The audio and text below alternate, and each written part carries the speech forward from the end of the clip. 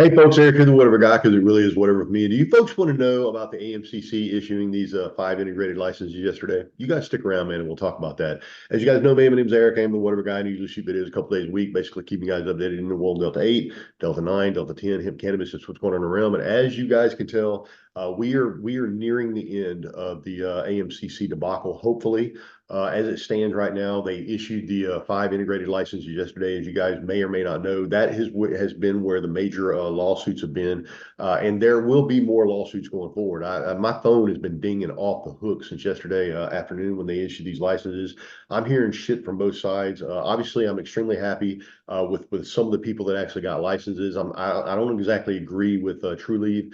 But then, I'm not the one sitting on the commission board, and I'm not the one looking at those applications. But having said that, it's hard for me to figure out how Trulieve is actually a minority, how they were actually able to get that minority license. It seemed like to me we could have found someone in Alabama that was a minority that we could have gave that license to.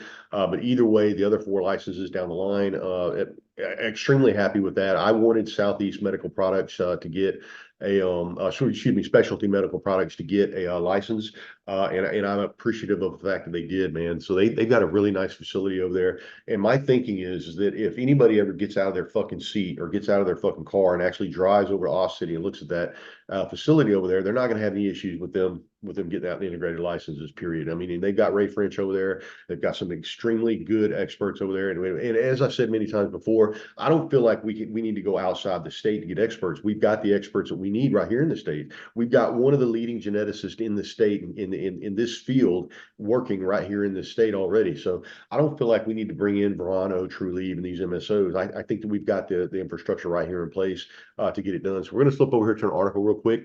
And like I said, congratulations to those guys that got the licenses. And we're going to read an article real quick over here at 1819 News. And let me just say this, guys: 1819 News is quickly becoming my go-to place for getting news. I love the Alabama Reporter. I love Marijuana Moment and MJ Biz Daily. But it just seems like 1819 News is like right on top of it. Alabama Reporter will come out with an article later today.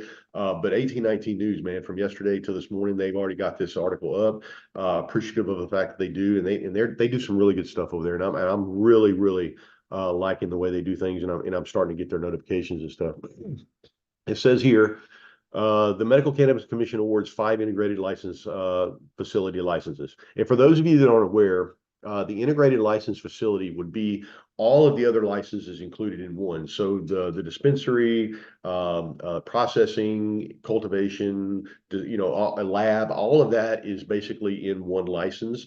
We've already issued out the previous lower tier licenses. There are some legal challenges coming forward for that, but they issued the 5 yesterday. Like I said, these 5 licenses were the most coveted, simply because, like I said, it's all the licenses in one. And like I said, out of the 38 or 40 applicants or whatever that we had for integrated licenses, there was probably only about 7 or 8 that were actually up ready to do business. And obviously some of these people that are on this list, Wagon Trail Med, and obviously Specialty Medical Products of Alabama, both of those facilities were up and ready to go. And I'm happy that they got a license. It says the Alabama Medical Cannabis Commission awarded 5 integrated facility cannabis business licenses on Tuesday. The companies awarded licenses were Trulieve Alabama, Sustainable Alabama, Wagon Trail Med, Flowerwood Medical Cannabis, and Specialty Medical Products of Alabama. First, I thank all of the integrated facility applicants for their diligent efforts throughout this lengthy licensing process. Second, I cannot emphasize strongly enough how much I appreciate the commitment and hard work of each commissioner as we have navigated through this phase of the program, explained Rex Vaughn. The result of these efforts has led to the award of license to entities and the commission has determined are well suited to serve patients through Alabama's medical cannabis program. The awards on Tuesday were the 3rd time since the summer AMCC has awarded the licenses. The 2 previous rounds of awards were rescinded due to litigation.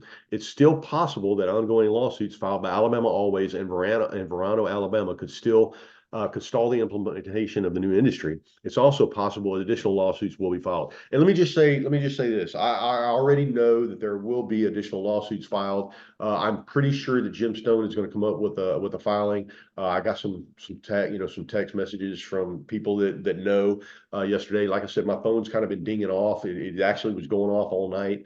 And I actually got tired of it at some point and went to bed last night. But having said that, there will be some lawsuits coming forward. And then obviously the Alabama Always lawsuit that was shot down on Monday. That lawsuit now has merit in the appeals court. So I would imagine that once that gets up there, that we're going to have some issues up there too. I think we have the only facility that's ready to go, that's ready to commence cultivation within 60 days. And process quickly and get the product out quickly. We're just going to have to evaluate what happened, William Somerville. An attorney representing Alabama Always told reporters after the commission meeting on Tuesday. This is crazy. He says, I think we have the only facility that's ready to go, that's ready to commence cultivation within 60 days and process quickly and get the product out quickly. That is the lawyer for that's the lawyer, Will Somerville. He's actually the lawyer for Alabama Always. They were the ones that actually went in there on Monday and tried to get a TRO before these licenses were even issued. Obviously, Judge Anderson shot it down because it has no merit. They have not been injured or anything like that. Obviously, now that they did not get a license on the other side, they have appealed it to the appeal court. And obviously, we're going to get some sort of ruling there. Specialty Medical Products of Alabama CEO Ray French told reporters at a commission meeting on Tuesday, we're looking forward to help build an industry here in Alabama. We're so proud on behalf of the commission taking time to actually know the applicants and really consider this. Companies that had been awarded licenses in June and August and then had those licenses rescinded who weren't awarded license on Tuesday included INSA Alabama, TheraTrue Alabama, Southeast Cannabis Company, and Verano, Alabama. By law, one of the awarded integrated facilities had to be a company with 51% minority ownership.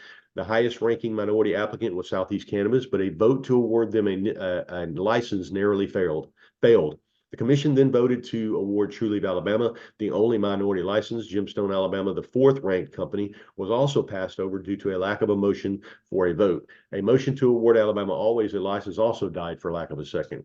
Joey Robertson, president and CEO of Wagon Trail Med Serve, told 1819 News, I do believe that the biggest difference was them being able to interview us and put a face to a name and know who the applicants really were and what they brought to it.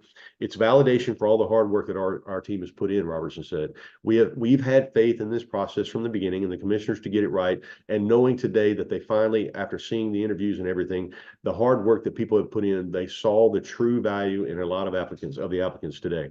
Following this award of licenses, the procedural timeline associated with post-awarding licenses process will begin along with the pre-issuance site inspections. Those applicants who were awarded a license will have 14 days to submit the appropriate license fee. Also, any applicant who has been denied a license has 14 days to request an investigative hearing before the commission for reconsideration of said denial. Integrated facilities are allowed to cultivate, process, dispense, transport, and sell medical cannabis along with test medical cannabis. They are all the licenses up in one. Congratulations to those guys out there that got those licenses. Like I said, time will only tell in the next couple of days. We will stay up on top of it. If there's any more lawsuits or anything that's going to hold this up in the future, obviously you guys stick around because we will be covering that on this channel. But hopefully we can get some sort of a resolution on this and possibly move forward. And it seems like that as these presentations went forward, we've kind of gotten rid of the last vestiges of